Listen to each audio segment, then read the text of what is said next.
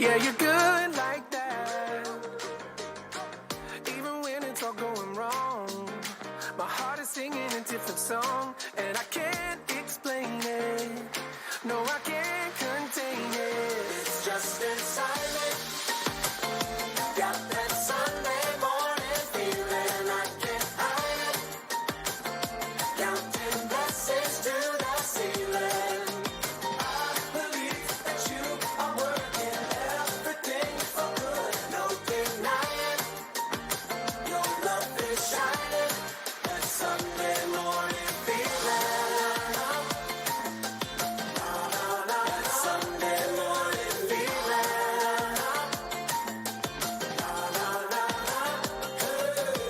Some people may never understand, but you're the reason I clap my hands. 'Cause you're good like that. Yeah, you're good like that. The kind of joy money never could buy. The kind of peace that surpasses my mind. No, I can't explain it. No, I can't contain it. It's just inside me. Oh, got that Sunday morning feeling. I can't hide it. I can't hide it. Counting blessings to the ceiling. I believe that you are working everything for good. No denying, your love is shining. That Sunday morning feeling. Sunday morning feeling. Sunday morning feeling.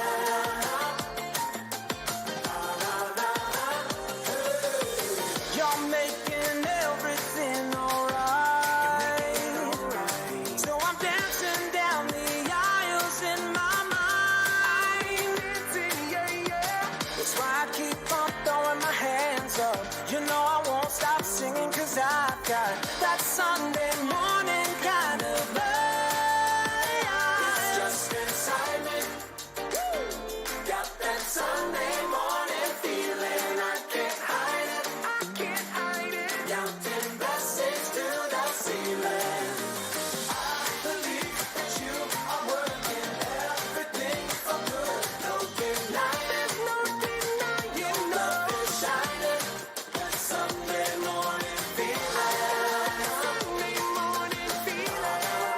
Sunday morning feeling. Sunday morning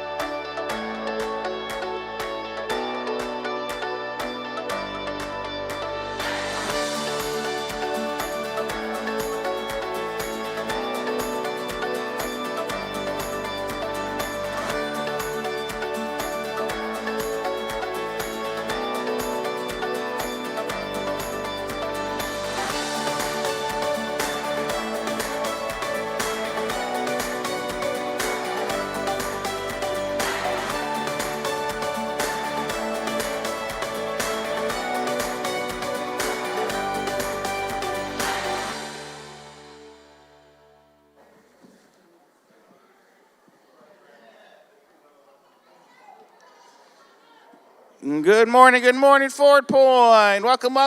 Come on in. How's everybody doing this morning? Yeah, welcome. It's great to see everybody. Go ahead and pull out your phones. We like to start off our mornings having a little fun. So if you would, pull out your phones. You're going to see some instructions there on the screen. And we are going to, as people are walking in, dive into some intense competition.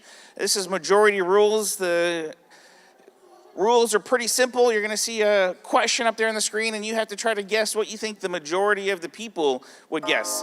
So the faster you answer, the more points you get, and obviously answering in the majority, the more points you get. And then we're going to start off one question just normal, and the rest of the morning we're doing Battle Royale. I'll explain those instructions as we get into them, but you're going to want to go to ccg.buzz in your web browser and put in that code there. And then once you put in that code, it'll have you enter in a name, and you can put your name in there. and we're going to see who reigns majorly. That is a phrase or none. ccg.buzz. Put in the code there. And we will get this party started. I see people frantically tapping away, making sure they get in there. Go ahead and get in there.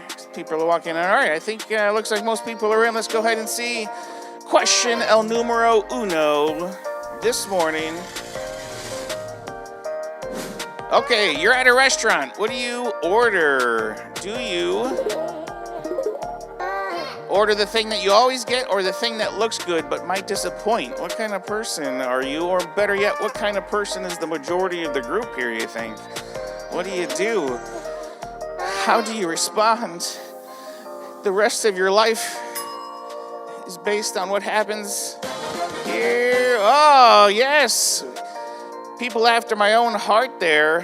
Thing that you always get. You can't go wrong, right? You order what you always get. You definitely can't go wrong. After one question. Oh, my goodness. What's with all the Pats and Jets fans up there? It's the only place the Pats are going to be in first place, I think, is up there on the screen there today. All right, we're going right to Battle Royale this morning. We're going to spend the rest of the morning in Battle Royale. So here's the deal with Battle Royale. If you guess in the minority, then you go down to 0 points. You blow up and go down to 0 points, so it gets a little dangerous here, a little life on the edge. But next question here this morning, you're trying to pick a show to watch, so what do? Do you spend 45 minutes scrolling through options, watch trailers until they're emotionally exhausted, ask someone else, then reject their choice, or do you fall asleep before pressing play? What is your response when it comes to figuring out what you should watch on TV? Let's see. All right. The results are in. Spend 45 minutes scrolling through options. Yes. All right, let's check out the results there. Who is on the board and who's blowing up? Uh-oh, D. Oh, man. Kaboom. All right, Mrs. N, I'm not sure who you are. Is that Mrs. Nolan? You guys over here are cheating, I think. All right, let's see. Next question. You need a new phone case, so which do you choose? Do you choose the cheap one, the cute one, the military-grade drop protection one, or none, because you have been reading reviews for 3 straight days? Which do you choose?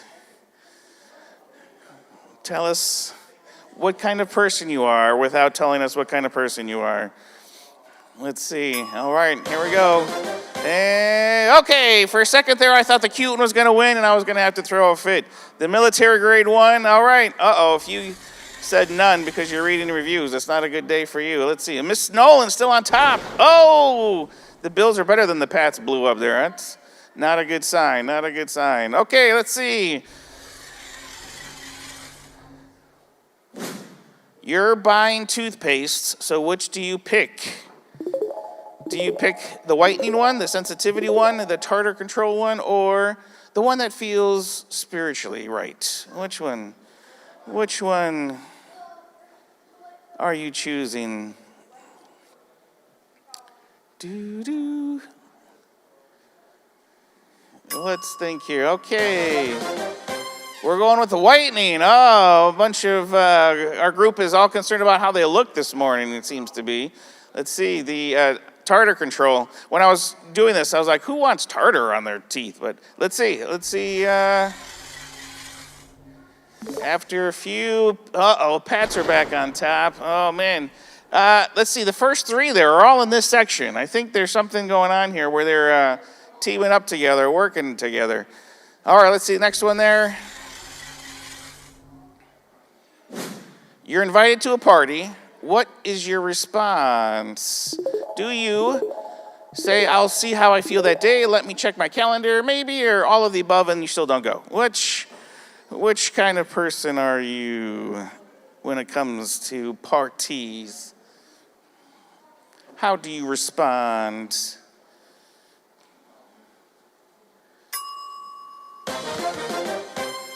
Let me check my calendar. Some administrative types folks here this morning. Well done, well done. Okay, let's see. Oh, D, I don't know. You this section's, it's her kids blowing her up? Oh, all right. It seems to be a battle between Mr. and Mrs. Nolan going back and forth there. One of you are sleeping on the couch, probably Sean, I would imagine. All right, next one. Even if you win, Sean, you're still sleeping on the couch. You're trying to post a picture online. What do you write for? Ooh, 4. What do you write for the caption? Something deep and meaningful, something funny but not too funny, just emojis, or nothing because you closed the app. What do you do when you're posting a picture online? How do you...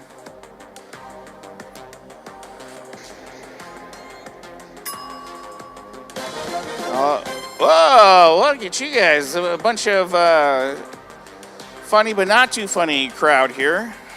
Fortunately, some of you aren't funny at all, but hey. Mrs. Nolan still held and strong there up at top. All right. Rest of the group, D and Hot Wheels, last place. All right, let's see, a couple more here. You're standing in the ice cream aisle, and how do you decide? Do you go with chocolate, vanilla, cookie dough, or is this an existential crisis? What happens? What happens to you in the ice cream aisle? This is very hypothetical because all of you should be at Love Handles getting frozen yogurt, but... Chocolate! Oh, close. Chocolate or cookie dough. The existential crisis people, you probably already had 0, so going back to 0 here is probably not going to matter much, I'm guessing. Existential crisis, let's see. Oh, Fred. Sorry, Fred. It was nice knowing you. All right, next one here. You're about to send a text. You rewrite it 3 times, overthink the emoji, reread it 12 times before pressing send, and delete it, and decide to just call later. What do you do? How do you communicate via text? What kind of person are you? What is going through your brain? Rewrite it 3 times. Okay. Oh, there's going to be a bunch of people blowing up this morning. You got 2 groups that came in last. Let's see here. Oh. D, it might be time to give someone else control of your phone. I'm just saying. I know, but all right, let's see. We lost somebody there. I think you're trying to pick a life group to join. Which do you go to? Do you go to the one with snacks, the one that fits your schedule, the one your friend goes to, or the one that has kids so you can drop off your kids and go out for date night? Which one? Which life group are you choosing? How do you make these choices? Choices. The one that fits your schedule. Yes, we have a very, very smart group here this morning. All right, let's see. Before we come down to the end here. Oh, Miss Carol. Jumping up. Uh-oh. Did I just see the Pats blow up? Go Pats. I think that's going to be the score today for them this morning. All right, last one, I believe, here. Let's see. You're choosing where to eat after our Sunday gathering. You say, I don't care. You pick anywhere but there. What are you in the mood for? Or forget it. Let's just go home. How do we get our food?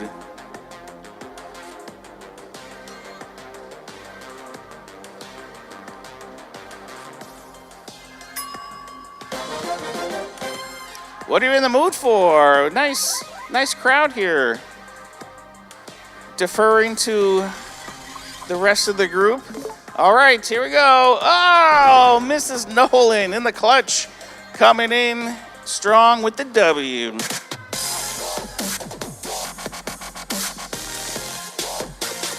Hi, good morning, everyone. How are you? We can do a little better, yeah? There we go. That's what I like to hear. Here at Forward Point, we are a community of faith, hope, and love, helping people find their, because we believe you were created on, for a, and we want to be part of that story any way we can. My name is Sonia, and I am joined by E. We're both involved with many things here at Forward Point. Yes, me for one, I'm part of the men's ministry. I do invitations, first impressions. So there's a lot of hands that I put my things into. So here at Forward Point, I'm on purpose. Yes. Yeah. So if like you're new it. here to Forward Point, we want to give you a very special welcome and thank you for joining us this morning. We're so glad to have you. As the weather's starting to turn, it's starting to turn fallish. We're getting a lot of pumpkin spice out there. Who likes pumpkin spice? Yeah.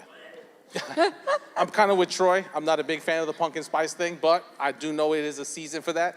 So I'm kind of looking forward to the new season. The fall. Fall is one of my favorite besides spring. It's not too hot, not too cold. Well, here in Syracuse. It's going to be 80 today.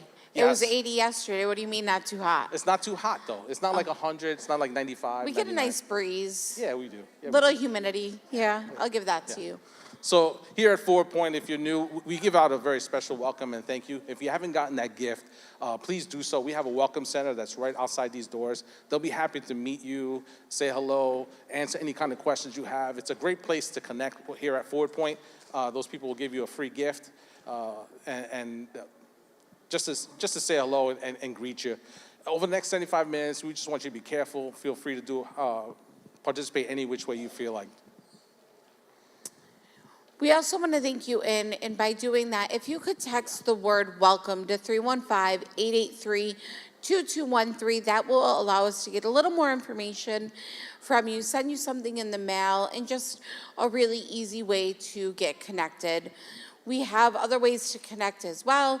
If you're on social media, please follow us. Forward Point on Forward Point and Love Handles on Facebook, Instagram, X. It's a great way to get connected. Share your journey with someone else that may encourage somebody else's story and get them here on a Sunday. Our best way to stay connected, where all of our information is the Church Center app. That's where our signups are going to be, all of the information, calendars, prayer groups, all of that fun stuff to get connected and stay connected. Yeah, and at Love Handles, they have the little counters. Yes, if you're ever in Love Handles and you want to join, just a small plug for Love Handles, we do have little counters on the counter and you can see as you join. Yeah.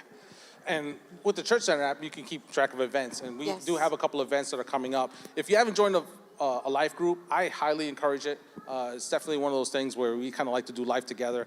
It's a small, intimate setting. You get to meet people. You get to share food. I think that was Yes. one of the questions. Do you snack? I don't think any of us answer snack because we all eat in the life groups. Yes. So that's almost like a given. That's mandatory. You must have food there. But that's just for us. That's how we And bring it's it. never too late to join. Please don't feel intimidated. Yeah. We do want to just open up our homes, invite you into the conversation. Again, if you need a friend, an emotional support person, bring them along as well. Our doors are open and we want to encourage you to join. And if you're unsure of which life group to join, you can actually do one and see how it fits, join another one the next week, and then you can kind of see where you fit in. We also have food trucks are still continuing, and we have the name? Taste of Soul Food, Soul Food Sisters. Queens, I'm sorry. Queens. Sorry, it's Soul Food. I'm excited about it. So that'll be very exciting this Friday, Yeah. They 4 lost to their- 8.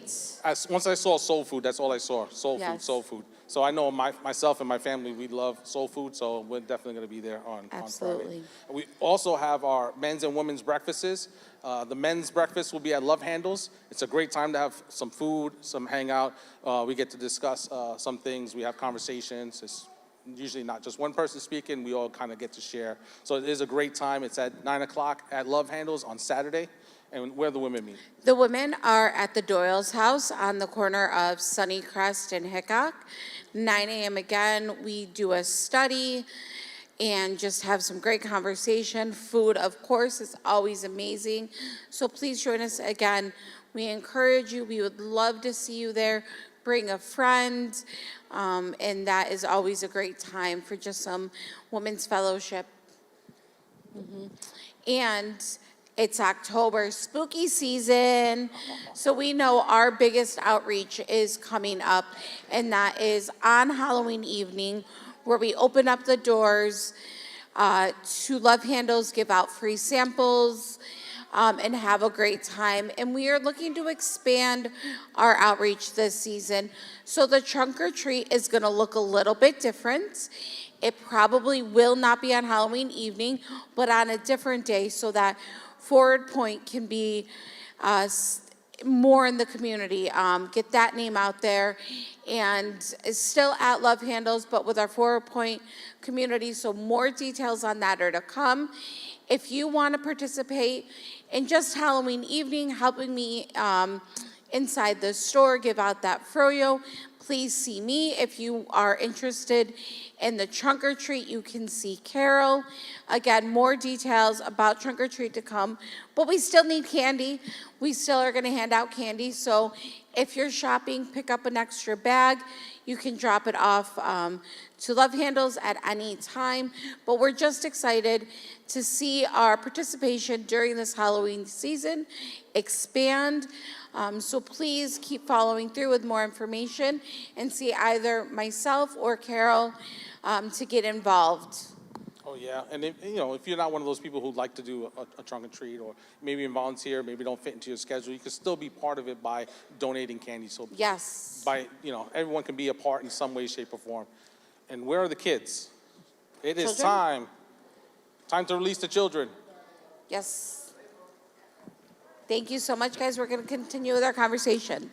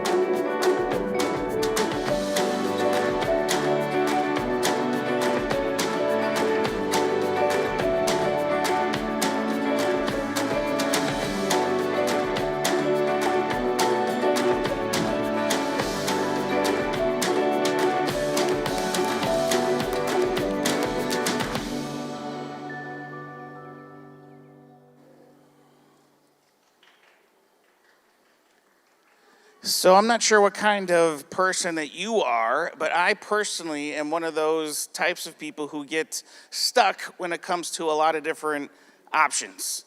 They call it paralysis by analysis. Analysis paralysis. Thank you, Miss Michelle. Analysis paralysis. I practiced that all week, so I could hit it on the first time when I still messed it up. Analysis paralysis, right? The feeling that comes when you're faced with a bunch of different options and you don't know what to do, and you kind of go over and over all the different options, and sometimes you make a decision, and sometimes you still just say, to heck with it, and you decide not to do it. This last Friday, as is normally the tradition, I go to my kids' school to pick them up, and with this nicer weather, the two middle ones tend to go right outside to jump to the playground and play when I come to pick them up. And normally I have to get the oldest one in, we move to the playground, and then as we get to the playground, I have to send them back out to go get the younger kids. Well, this last Friday, as the kids are coming back to the car, Litly, my youngest, is crying. Now, if you are at all familiar with Litly, if you spent any time with her beyond just a passing Sunday morning, you know that it does not take much for her to be able to go 0 to 60 when it comes to the tears. I don't know if you know a little person like that. You may know a big person who's like that. I don't know. But for sure, Litly, at the ripe old age of 7, can turn on the faucet as if her whole world is about to explode in an instant. So generally speaking, I don't put a lot of stock into what she's telling me when she's crying. However, this time, she said she had fallen off the monkey bars. And, again, I'm still thinking, all right, it's wood chips on the floor. You do this all the time. You're always walking into walls and different things. Like, give me a break here, right? But the entire ride home, she is not just crying, but it like elevates to screaming, right? And then if you know your child, you begin to realize that there's crying that Lily does, and then there's like, this is something on a whole different level. So immediately I began to think, all right, I have got to get her to some place to check out her arm and what she's complaining about. And I was stuck with analysis paralysis, right? Because you have Well Now, right? And I was thinking, okay, if I go to Well Now, they're going to take an x-ray potentially, and then if something's wrong, they're just going to have me go someplace else. So I said, all right, I'm going to skip Well Now, and I'm just going to go to a hospital. So I started to think, oh my goodness, we have all sorts of hospitals. There's St. Joseph, there's Upstate, there's Crouse, there's Community General, and I began to think, which hospital can I go to where one, we're not going to be waiting for hours, and two, we're not going to catch like the plague or COVID or something while we're in the waiting room, you know? So I just kind of froze at the decision, and finally I said, you know what, I'm going to go to the one that's connected to the Children's Hospital. She's a child. If there's something that's wrong or she needs additional help too, we'll go. She'll be right there and ready to go. Well, we get to Upstate, and the first thing you see is the waiting room. And because she's a little person, they took her to a different place. So we're walking through the hospital to get to the pediatric emergency room. And as we get there, you know, it doesn't seem like there's that many people, but we must have waited at least like 3 hours just in the waiting room. And then once we get to the waiting room, they take the x-rays, and we find out that it is indeed has a fracture in her wrist, that she needs to get a cast and molded. And what is it that they tell her? What color do you want for the cast, right?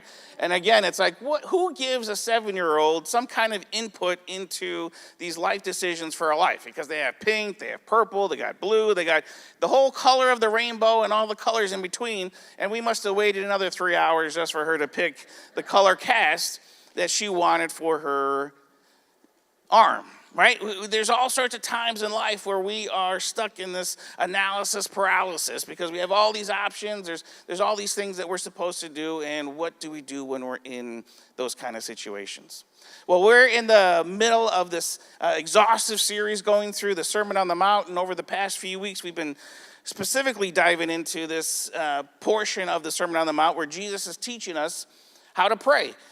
Commonly referred to as the Lord's Prayer, but it's more instructions on how to pray versus his actual prayer. How he prays we find in the book of John towards the end of his time here on earth. But these are instructions that he gives his followers, specifically the disciples, and how to pray. And if you are familiar with prayer and maybe you've grown up in faith, you understand, as we started off talking about, that prayer can kind of be one of these things that we just perform, right? We kind of read the script or we go through what we've always heard, or it's an opportunity for us to be formed. It's an opportunity for us to have this dialogue, this conversation with God, where we're asking him to kind of do a work inside of us. And when you look at our, Western 2025 kind of prayer culture, it's all too often more like the performance side than the formation side.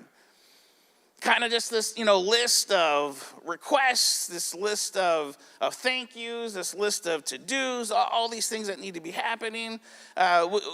Whether or not you're in church or not, most of America can quote the Lord's Prayer without even batting an eye. But that does not mean that most of America is on this journey to have Jesus form who they are on the inside. So it tends to be more of a performance than to actually be formed. So we kicked off this series talking about, before that we can recite it for formation, that we have to mine it for application. We take times in our lives, like we're doing in this series, to really dive into what does Jesus mean by these words in this section of the Sermon on the Mount, in this section of instructions on how to pray.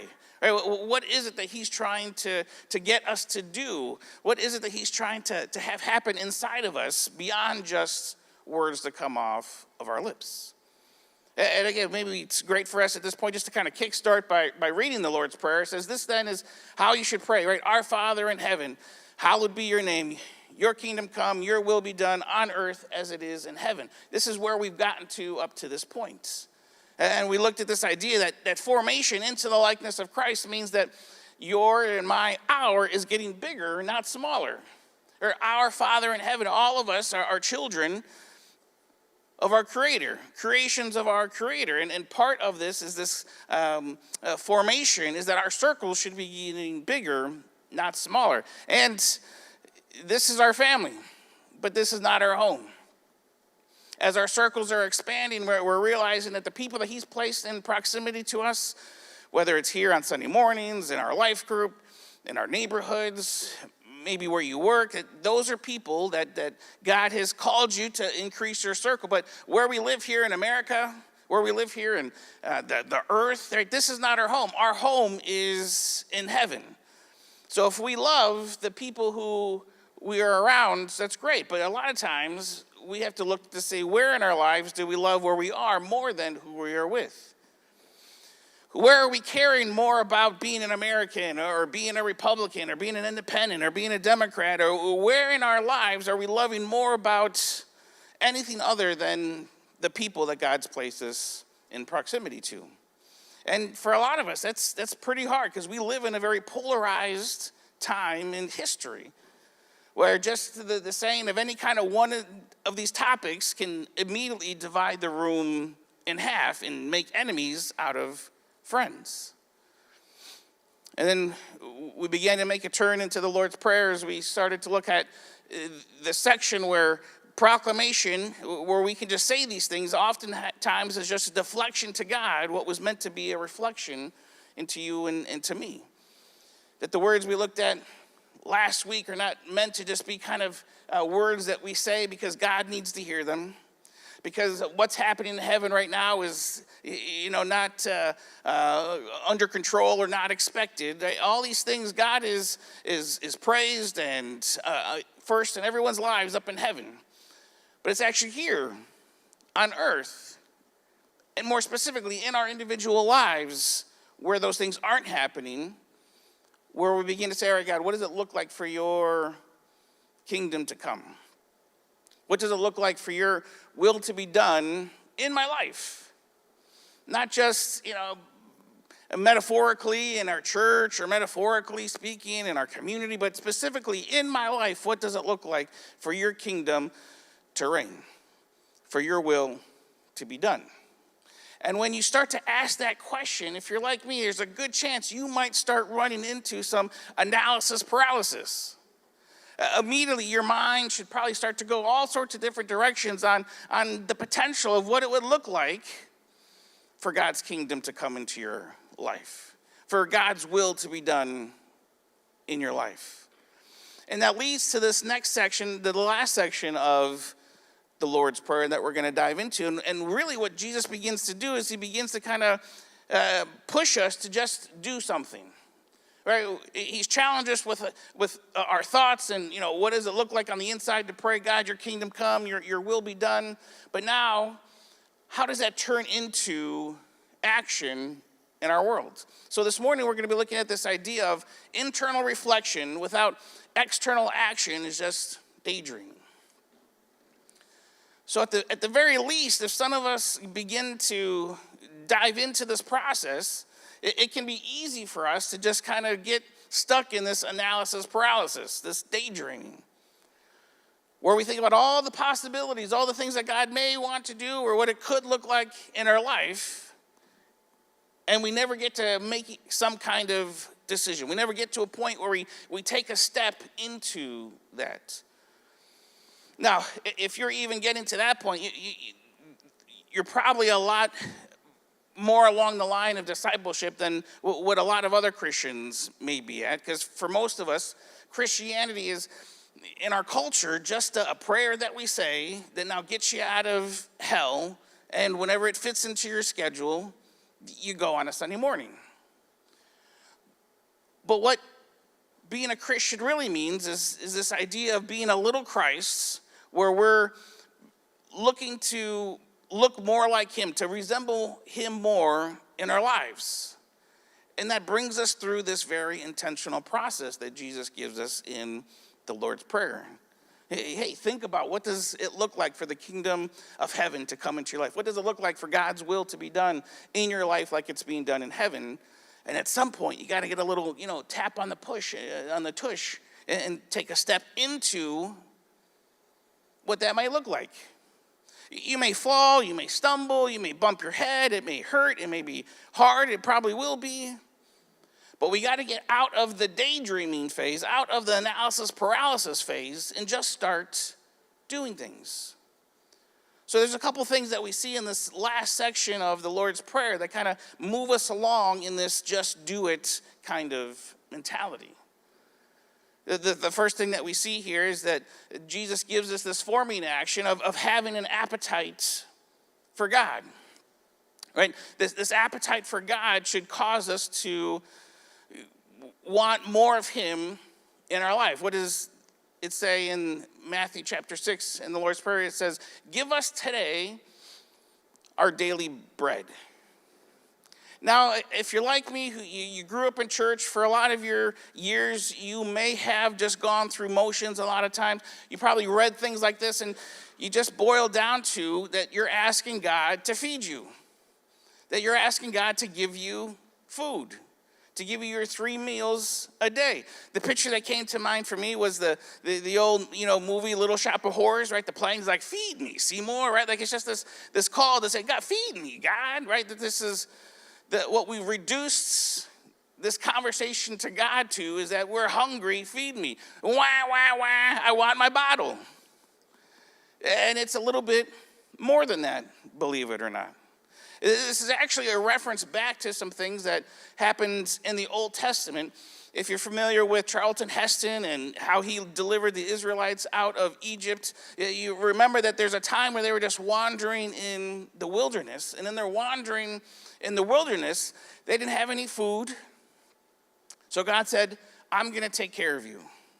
And what he did was this miracle called manna from heaven. He would give them every day manna that just kind of appeared there on the ground. And every morning they would wake up and they would go out and they would collect this substance. And it was this bread-like substance. This is really where the expression daily bread came out of. But here is the interesting thing about what God was forming in them through this process. As they woke up in the morning and would go out and gather all this substance off the grounds, they had some rules. If they wanted to go out and just fill up all sorts of buckets full of the substance so that they could go months in case for whatever reason God forgot that it was time to bring them this manna in the morning, they would have some from the day before. But God said, no, you can't do that. If you try to collect more than what you need for the day, then it's going to go bad and it's going to spoil. And some people try to do that. They gathered all sorts of extra above and beyond what they needed for the day. And sure enough, the next day they would go to it and it had spoiled. It was gone. Because God was trying to instill in them and form in them this dependence on them. So you had one of two ways that you could respond to this. The first way was to wake up in the morning and you collect your manna, and maybe you didn't get enough. Maybe for some reason you only collected a little bit because you've been trying to cut back on the carbs and you want to get into your beach bathing suit. So by the end of the day, maybe you did run out. And it was kind of almost this forced fast that God would bring you to, where you had to rely on that he was going to show up like he promised, show up like he had the day before and the week before and the next day, that there was going to be another opportunity to collect what you needed. Right, there was going to be an opportunity when you went into the cupboard or you pulled out the jar and it was empty. All of a sudden, you were brought face to face with this reality of what does your relationship with God look like? Do you trust that God is who he said he is? Do you trust to the point where you're going to be able to put the jar back and continue on the day as if there was no different? Or are you going to panic? Are you going to run to your neighbor? And your neighbor, they only collected enough because the rules were you just collect enough for you and what you need. Are they going to give you some of theirs? Or are they going to point you back towards, hey, you can trust God? He's been faithful from the beginning. You can use this time to really dive into this relationship thing with God. Every day for decades, they had to go through this process to form them into a dependence and a reliance upon God. And then as we move into the New Testament, Jesus uses bread often in his teachings, but then in his last days, as he gathers with the disciples, what does he do? He takes bread and he breaks it. And he says, whenever you do this in remembrance of me. And again, I compare it with what I've gone through as someone who's grown up in the church, and I've experienced communion in all sorts of different ways. I've experienced it with the golden metal plates that get passed back and forth, and you pull out your little cup, and you take out your little flat bread, and you eat them. I've been through experiences where everybody stands up and you walk to the people in the middle and they're holding a cup and you rip off a piece of bread and you dip it and you eat it. I've been through others where they just have you walk up and they give you the little wafer and they put it in your mouth, and all sorts of different ways that we have since gone through this thing called communion. And for each one, I compare it back to the Israelites' experience in the Old Testament, and I compare it to Jesus in this last room, upper room dinner, and I think, man, how have we gotten to this place? Because here we are in Jesus' teaching and how we should talk to him, and he gives us this very clear phrase to reflect on. What does it look like to have our daily bread? What does it look like to be as dependent upon him as they were in the Old Testament? What does it look like to think about Christ breaking his body as often as eating a meal? 2-3 times a day in that culture. Bread and wine a part of practically every meal. And we've gotten to this place where we kind of go through the motions. Now, if you've been a part of Forward Point for any length of time, you know that we don't do a communion as maybe you're familiar with it on a Sunday morning. Right? Well, we've gotten to this place where we said, as life groups, as people who are doing life together every day of the week, we want to encourage you to have communion when you're breaking bread together. To go through that process of remembering what it is that he did in the breaking of his body. So when we read these words to form who we are becoming as Christ followers, it's not just as a laundry list of God we need to eat today. It's this formation in our lives to say, as we walk out the door, as we get out of bed this morning, as we walk into our work this morning, are we going to trust God for the things that he says he was going to do? For the things that he's already promised. If we live XYZ, he will do XYZ. Right? There's principles and truths that all of us, we can take to the bank. But how often in our life are we forming ourselves? Are we using things like eating? Now in our culture, we've become very, gluten-free, and you got to stay away from the carbs, and bread is kind of this, almost villain in our culture today. But the idea here is not about the food or the calories, but it's about putting into your life, not just once a week, not just maybe once a month, because that's as often as you can come on a Sunday morning. But how do you put in your life a constant action that is forming you to be dependent upon God? Just like they did in the Old Testament in the wilderness, just like Jesus did with his disciples over the meal. How does this become a regular habit for you?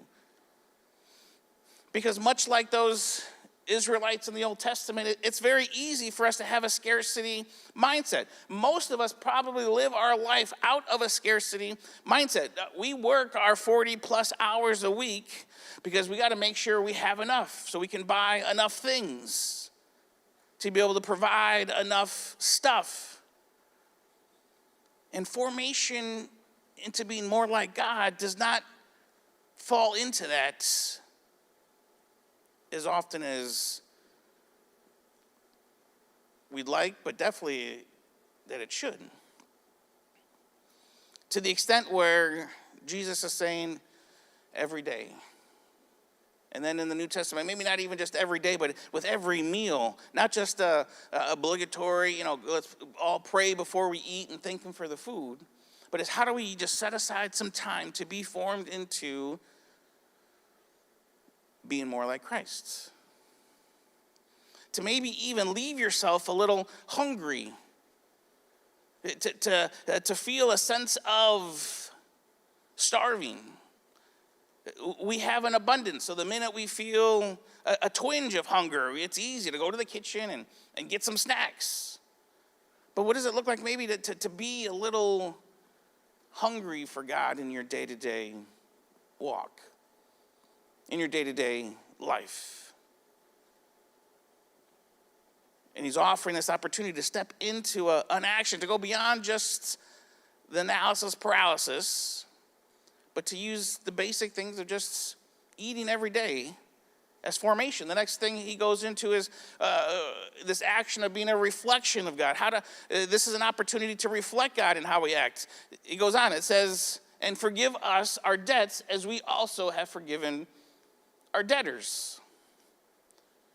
This is a big one for Jesus. This is so big that immediately after he concludes this instruction on how to pray, he starts talking about forgiveness. This is what he has to say as he dives deeper. Right there in verse, verse 14, he says, for if you forgive other people when they sin against you, your heavenly Father will also forgive you. But if you do not forgive others their sins, your Father will not forgive you your sins. Right? This is kind of a big deal.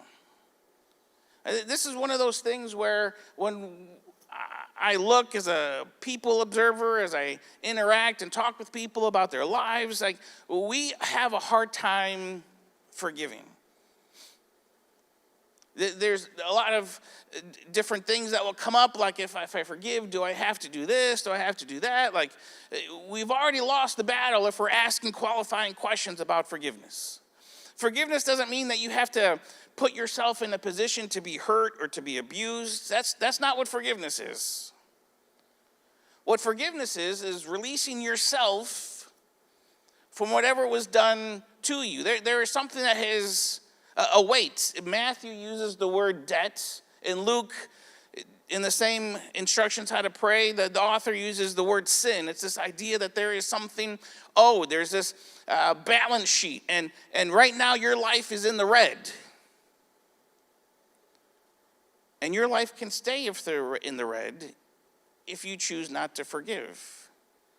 And not only is it going to mess you up here on earth, but there's going to be some obvious consequences between it and your relationship with God. And in our culture, there should be this reputation we talked about last week, this reputation that God gets based on how we are quick to forgive. If you've been at all in the news lately, you've probably heard one of the things that happened with Erica Kirk when she forgave the person who murdered her husband during the funeral there. And that's being praised as this amazing act of forgiveness. And that is, I got to believe, an extremely hard thing to do.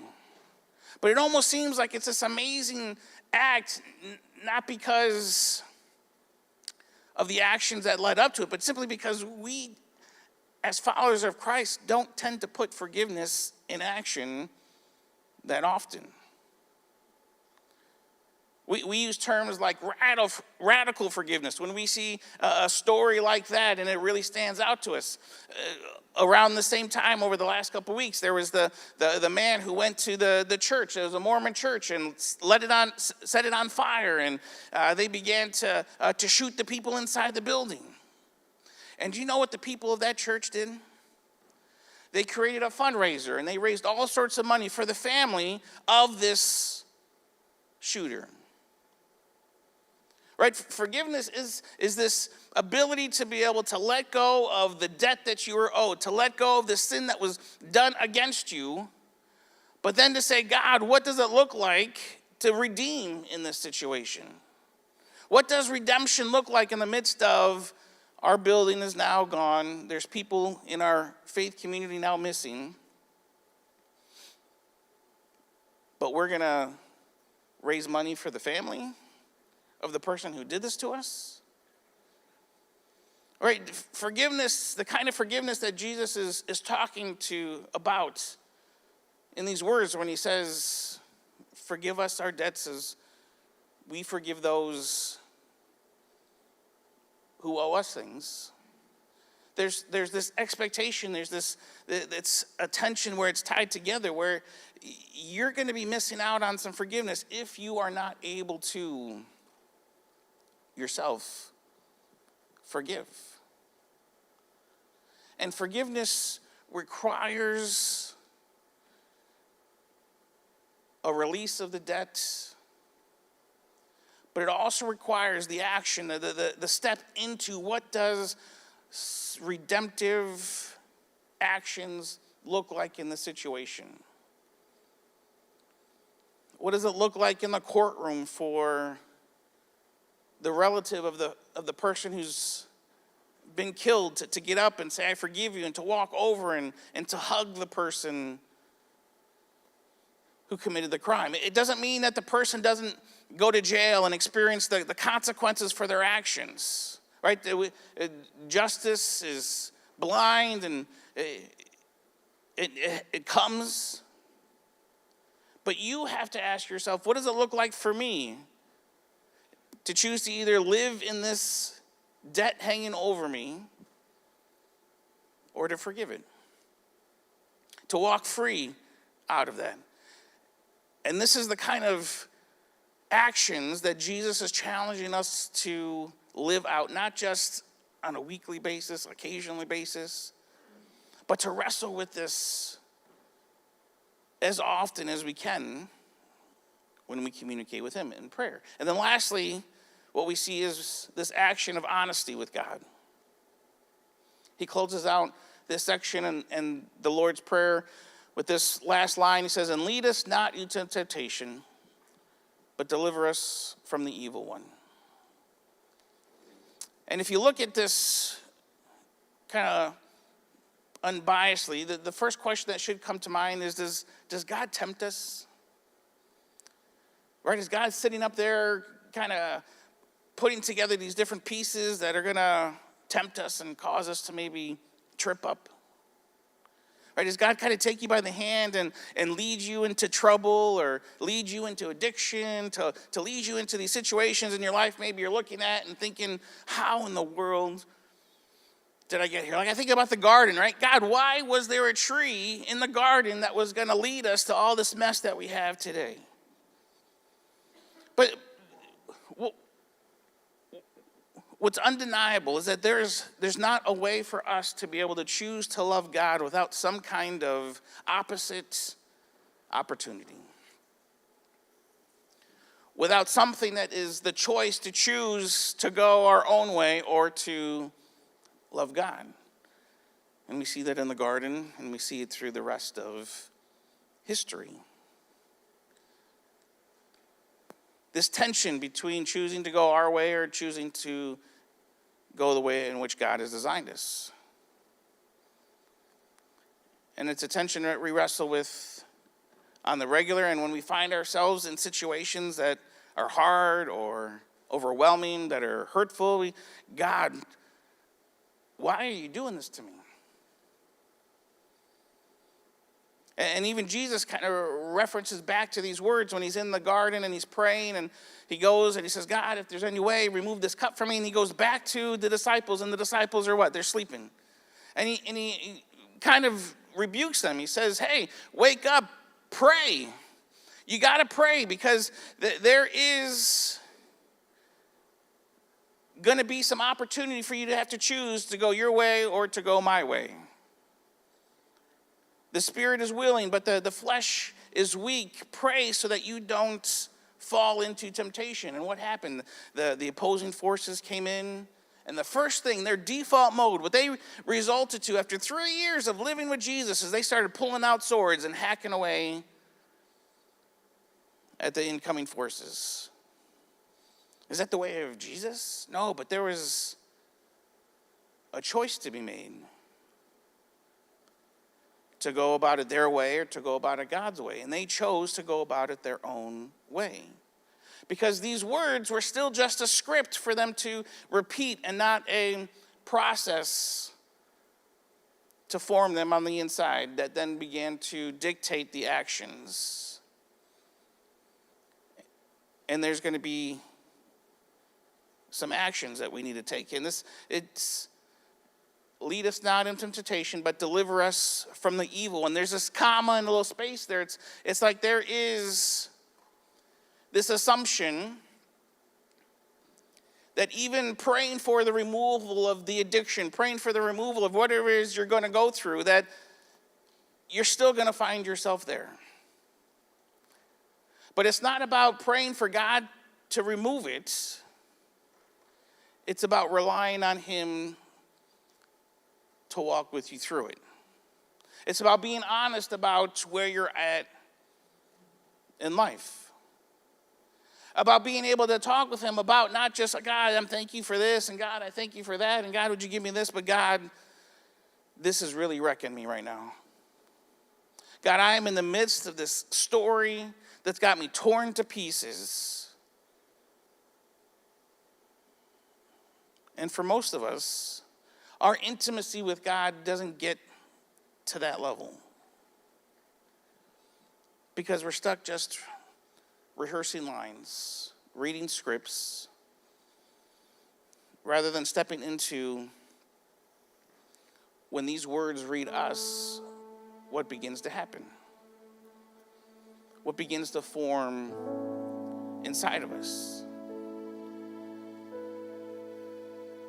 And I remember being in Bible school, and I remember one of the professors making this comment about when you're given the test, the teacher does not give the answers. Right? There's going to be times in our lives where we're walking through things, and unless we create a culture of being open and honest and vulnerable with each other and with God about what we're going through, it just builds up this bitterness and death inside of us. I heard the story of this couple, Mark and Sandy, and about halfway into their marriage, Sandy came down with some kind of disease that caused her to begin to go blind. And as the blindness set in, she began to experience all sorts of sadness and depression, as I'm sure any of us in the same situation would do. But her husband was resolved. Her husband had a job working for the military, and he was resolved to help her work through being able to function as a normal person despite the blindness. So he said, we're going to work, Sandy, on how to do your job, how to get to your job. We're going to practice so that you're able to do it on your own. And this blindness does not have to be the final word in your life. So they work. He goes into work late because he's spending extra time with her, and eventually he gets to the place where he says, Sandy, you're going to begin to have to do this on your own because I'm late to work, and I have my own accountability that is starting to wonder what's going on here, so we got to kind of let you do this on your own. So she gets on the bus, she goes to work, she gets home, and she winds up being able to do it all herself. And Tuesday, the same thing. Wednesday, the whole week goes by, and she's able to do all the things that she used to be able to do despite being blind. And as she gets on the bus this last day, the bus driver says, hey, you must feel pretty lucky. And she says, lucky? I'm blind. Don't talk to me about luck. And he said, well, it's not about your condition. It's that you have somebody watching out for you. And she says, what are you talking about? She says, whenever you get off the bus, there's this man in a uniform who just sits there at the corner, and he just keeps his eyes on you to make sure that you make it to where you need to be. And he follows you and he watches you like a hawk to make sure nothing happens to you. Man, that is awesome to have somebody like that looking out for you. And she begins to realize that it's her husband who's not making it known that he's there, but he's watching her, taking care of her, because he knows in order for her to take action, for her to be able to move on in her life, in order for the blindness to not take over her, she has got to struggle and she's got to fail times and but he's going to be there to walk with her through it. So for us, Forward Point, there's probably some situation that you're going through where these words are powerless as a script. They're powerless as words to just recite and repeat because that's what you've always done. But there is a great power in them if you choose to move beyond just the analysis paralysis and begin to maybe forgive some debts, maybe reorient some things in your daily life, maybe commit to a new level of authenticity in your relationship with God, that those things will begin to form you from the inside out to becoming more like Him. And in the midst of whatever story that you find pain and loss and sadness in, that God is there watching over you. And you and I are so lucky, so blessed that He cares enough about us to do that. God, we're so grateful that you've given us these words, not as a script, but you've given us these words as a tool, as a scalpel, and as any other of the tools that a potter might use to begin to make the clay come to life into some kind of object. And we are your creation that you want to form into your likeness. But God, in our lives, there's a lot more of our likeness and a lot more of our culture's likeness and a lot more of all the external likenesses. And we over and over again are choosing trees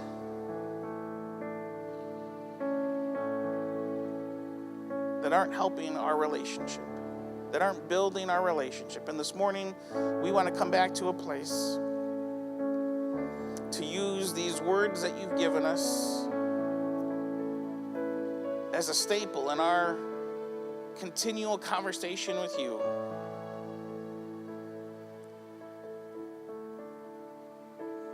Where we're doing the work of taking these steps to not just think about what does your kingdom coming look like, to not just thinking about what your will being done, God, but stepping out into a daily, multiple times a day reflection on you as our bread. A reflection of the debts that we're hanging on to from the people who have done us wrong, and where you want to call us into redemptive forgiveness. And God, we want to be a people who are not content in the state that we are, but want to step out into not letting our addiction, not letting our blindness, not letting our loss consume us and become who we are, but to trust you to go through the process that you can, in fact, work in us even greater if we allow you to do the work. So we're praying that as we respond to you this morning, that through these songs and through your Holy Spirit just being here, that there would be an opportunity for us to take another step into this relationship with you, because we want to be more like you.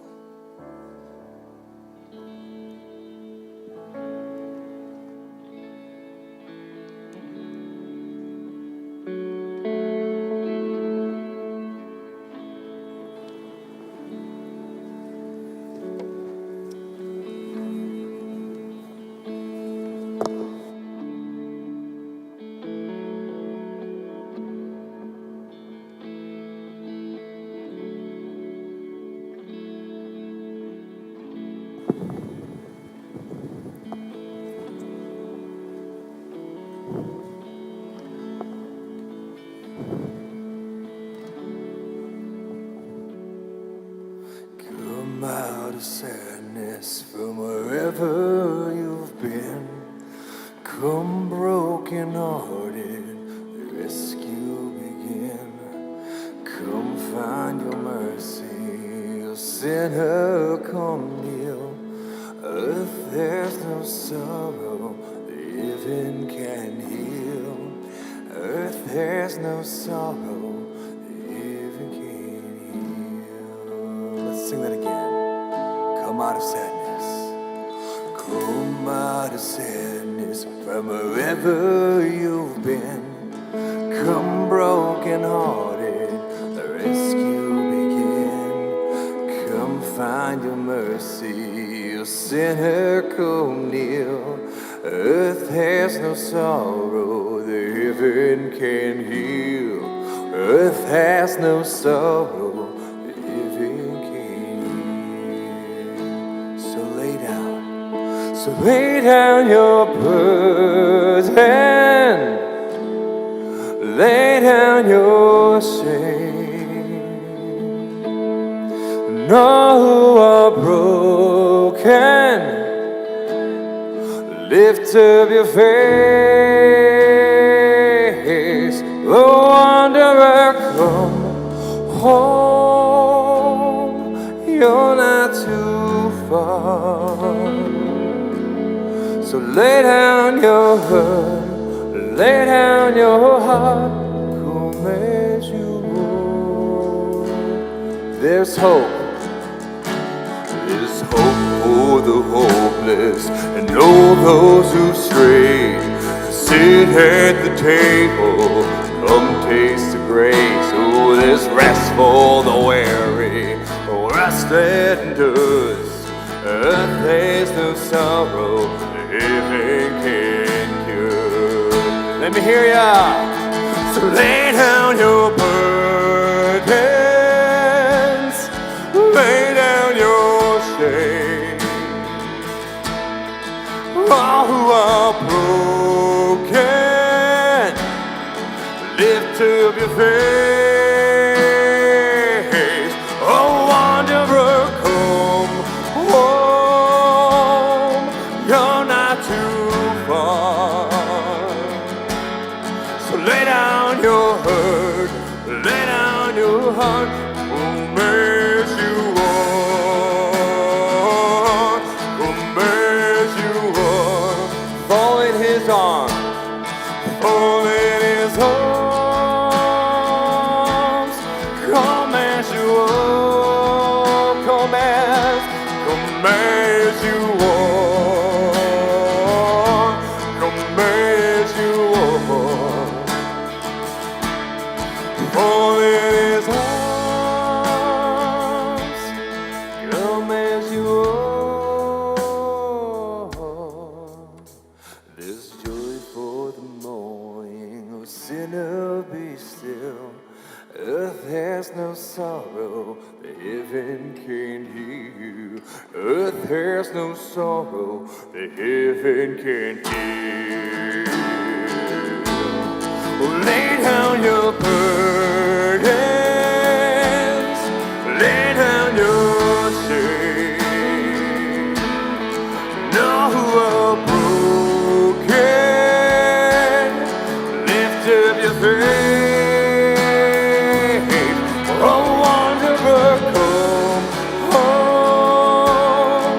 You're not too far. So lay down your hurt, lay down your heart, come as you are, come as you are. Fall in His arms, fall in His arms, come as you are, come as you are, come as you are. For His arms, come as you are. Sing that again.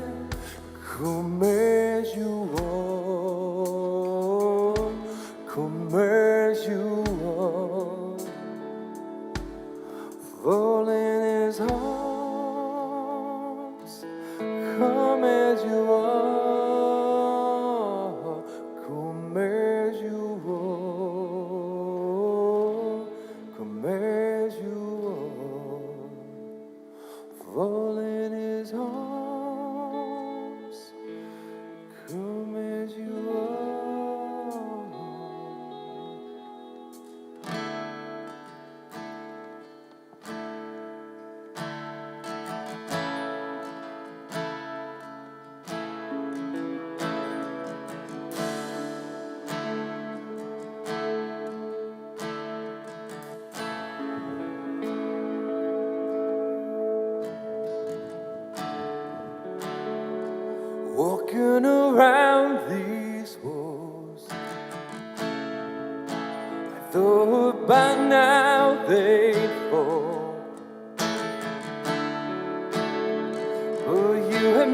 never failed me yet. Waiting for change, waiting for change to come, knowing the battle's won. You have never failed me yet. Your promise still stands. Your promise still stands. As great is your faithfulness, your faithfulness. I'm still in your hands, 'cause this is my confidence. You never failed me yet. Never failed me yet.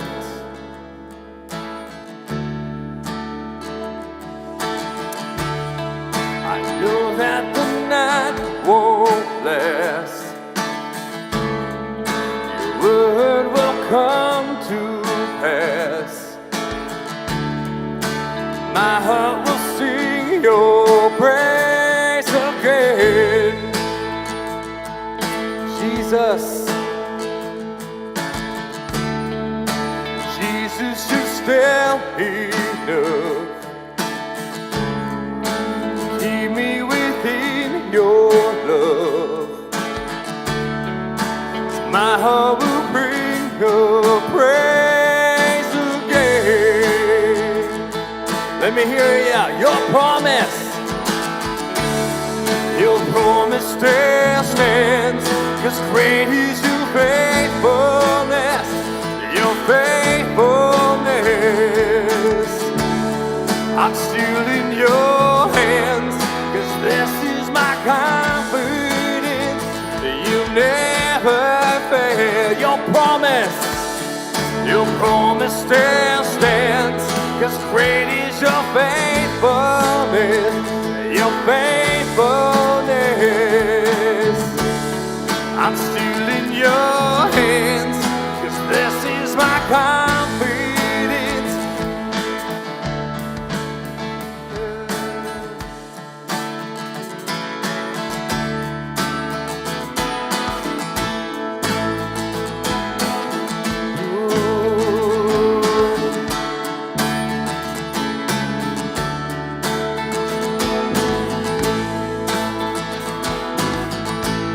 I've seen you move, I've seen you move. You move the mountains, and I believe I'll see you do it again. You made a way where there was no way, and I believe I'll see you do it again. I've seen you move the mountains, and I believe I see you do it again. You made a way when there was no way, and I believe I see you do it again. I see you do it again. I see you do it again. I see you do it again. Your promise still stands. 'Cause great is your faithfulness, your faithfulness. Oh, I'm still in your hands. 'Cause this is my confidence. You never fail. Oh, your promise still stands. 'Cause great is your faithfulness, your faithfulness. Oh, I'm still in your hands. This is my confidence. You never failed me yet. You've never failed me yet. Your promise still stands. You're my confidence. You never fail me, ever fail me. Never once, never once.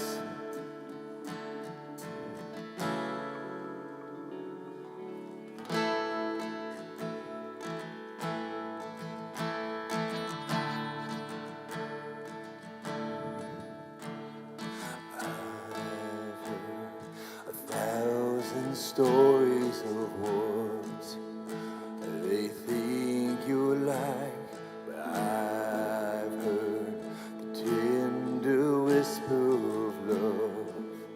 In the dead of night, you tell me lay your place and that I'm never alone. You're a good, good father. It's who you are. It's who you are, it's who you are, and I'm loved by you. It's who I am, it's who I am, it's who I am. I've seen many searching for answers, far and wide, but I know we're all searching for answers. Only you provide, 'cause you know just what we need before we say over. You're a good, good father. It's who you are. It's who you are. It's who you are. And I'm loved by you. It's who I am. It's who I am. It's who I am. You're a good, good father. It's who you are. It's who you are. It's who you are. And I'm loved by you. It's who I am. It's who I am. It's who I am. You are perfect in all of your ways. You are perfect in all of your ways. You are perfect in all of your ways to us. You are perfect in all of your ways. You are perfect in all of your ways. You are perfect in all of your ways to us. Love so undeniable, I can hardly speak. Peace so unexplainable, I hardly think as you call me. Deeper still as you call me. Deeper still as you call me. Deeper still into love, love, love. You're a good, good father. It's who you are. It's who you are. It's who you are. And I'm loved by you. It's who I am. It's who I am. It's who I am. You're a good, good father. It's who you are. It's who you are. It's who you are. And I'm loved by you. It's who I am. It's who I am. It's who I am. You're a good, good father. It's who you are. It's who you are. It's who you are. And I'm loved by you. It's who I am. It's who I am. It's who I am.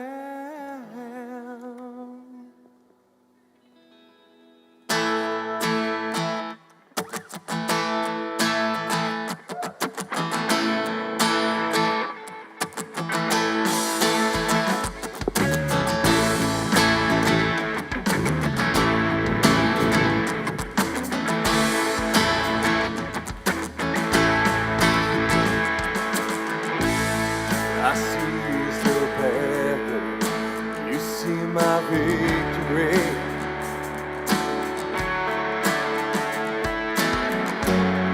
I see is a mountain. See the mountain move.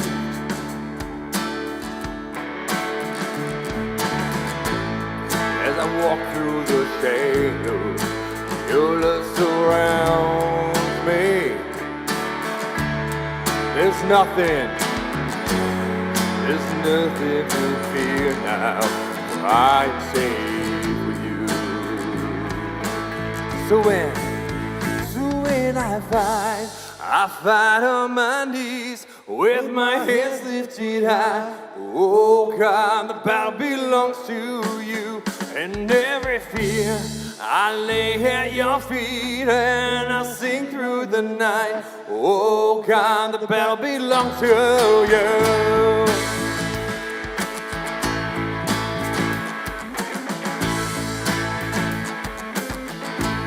And if you are for me,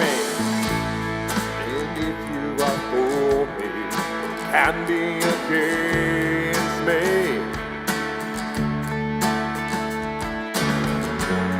For Jesus, there's nothing impossible for you. When all I see are the ashes, you surround me. What I see is the cross, God. I see the empty tomb. So when I find on my knees with my hands lifted high. Oh God, the battle belongs to you, and every fear I lay at your feet and I sing through the night. Oh God, the battle belongs to you. So when I fight on my knees with my hands lifted high. Oh God, the battle belongs to you, and every fear I lay at your feet and I sing through the night. Oh God, the battle belongs to you. Almighty, almighty fortress, you go before us. Nothing can stand against the power of our God. You shine in the shadows, you win every battle. Nothing can stand against the power of our God. Almighty fortress, you go before us. Nothing can stand against the power of our God. You shine in the shadows, you win every battle. Nothing can stand against the power of our God.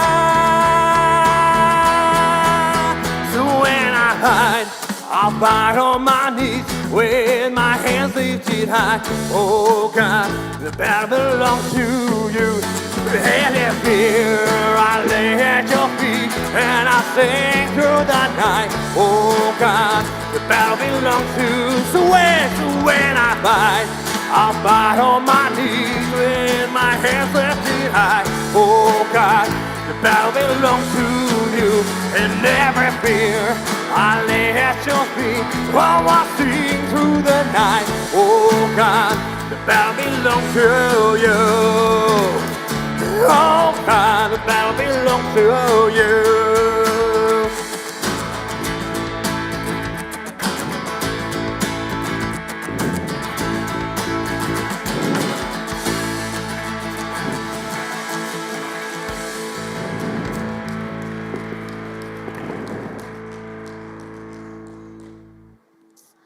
Hi, guys. We just want to thank you again for joining us this morning. If you didn't get a chance, scan the QR code behind me or simply text the word welcome to 315-883-2213 to get connected. Give us a little more information. And when you get a chance, download that Church Center app. Absolutely. And here at Fort Point, if this is something that you kind of see, the way we kind of build bridges into the community, it's one of the pillars here at Fort Point of what we believe in, reaching out into Eastwood. and extending that arm. If you feel like that's something you want to help with and support, there's 4 ways that you can do that. You can do that in person. We have a Joy Box that's located right in the back here. You can do it in person. You can do it by texting any amount to 84321. You can do it on the Church Center app. You could also do it online at www.forwardpoint.org/give. I mean, whatever you support us with, it really goes out into the community. We also, I don't know if we're doing it anymore. Yes, we are. Yes. Look at that. We have our next building fund. So this is the update for it. So we're up 41%. Look at that. Yay! We're getting We're there. almost half. halfway there. It's exciting. Yeah, it is. It's getting very exciting. Yes. So We have, Jimmy talked about it, but we have so many things to look forward to in that new space and new ideas coming every day. So we are very excited about that coming up and new ways to reach the community. We've been talking about prayer for the past 3 weeks, how to pray, what to pray. And if you need help with prayer or there's something heavy on your heart this morning, we have our dedicated prayer team in the back corner this morning. Please don't leave if there's something heavy on your heart or praise you want to share with them. They're happy to help you with both through the week as well, through the Church Center app and online. You can send, at our website, you can send those prayer requests. It is a great tool. They are a great group of people willing to help. yes. And we're here now at Palace Theater, and we need to get this back up and running to where it needs to for other events during the course of the week. So if you can help us and assist us with that, we would deeply appreciate that. If you meet us out by that back closet right outside these doors, there's a closet there, someone to kind of let you know exactly what we need. Many hands make a light work. Thank you so much. And many things to look forward to. Don't forget about the men and women's breakfast this coming Saturday, 9 a.m., either at the Doyle's house for the women, Love Handles for the men. We have our food truck with a taste of soul food on Friday. We have Halloween and the trunk or treat to look forward to. And don't forget, if you haven't joined a life group, we would really like to invite you to any one of our tables to continue the conversation throughout the week. We believe life happens in circles, not in rows here. So please, if you haven't, reach out to any one of the life group leaders, and we'd be happy to help with that. And don't forget to pick up your kids. You can pick them right upstairs. You can check them out there. And with that, thank you so much.